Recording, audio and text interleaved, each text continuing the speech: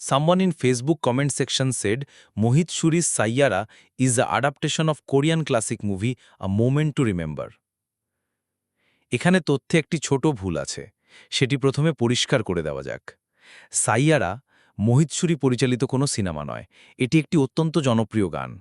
এই গানটি 2012 সালের সুপারহিট ছবি এক থা টাইগারের, যার পরিচালক ছিলেন কবির খান। এবার আপনার মূল প্রশ্ন অর্থাৎ Korean classic a moment to রিমেম্বারের হিন্দি অ্যাডাপ্টেশন প্রসঙ্গে আসা যাক। মোহিত সুরি এই সিনেমাটির কোনো রিমেক করেননি, তবে আ মোমেন্ট টু রিমেম্বারের গল্পের সাথে একটি জনপ্রিয় হিন্দি সিনেমার গল্পের প্রচুর মিল পাওয়া যায়। সেই সিনেমাটি হল ইউ মি অর হাম 2008। পরিচালক ও অভিনেতা এই ছবিটি পরিচালন করেন অজয় দেবগন এবং প্রধান চরিত্র অভিনয় করেন অজয় দেবগন ও কাজল। গল্পের মিল: কোরিয়ান ছবি আ মোমেন্ট টু রিমেম্বার এবং হিন্দি ছবি ইউ মি অর হাম দুটি ছবিরই মূল ভিত্তি হল অ্যালজাইমার্স রোগ বা অ্যালজিমার্স ডিজিজ। দুটি ছবিতেই দেখানো হয় যে নায়িকা অল্প বয়সেই স্মৃতিশক্তির হ্রাস পাওয়া বা অ্যালজাইমার্স রোগে আক্রান্ত হন। তার প্রেমিক বা স্বামী কিভাবে এই কঠিন পরিস্থিতির মোকাবিলা করে এবং তাদের ভালোবাসা টিকিয়ে রাখার জন্য সংগ্রাম করে, সেটাই গল্পের মূল আকর্ষণ।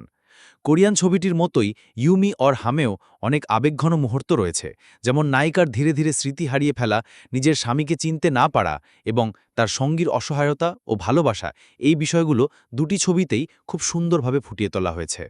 Official remake: you me Aur হামকে আ মোমেন্ট টু রিমেম্বারের অফিসিয়াল রিমেক হিসাবে ঘোষণা করা হয়নি, তবে দুটি ছবির গল্পের মধ্যে এতটাই মিল যে এটিকে একটি আনঅফিসিয়াল অ্যাডাপ্টেশন বা অনুপ্রেরণা বলা হয়।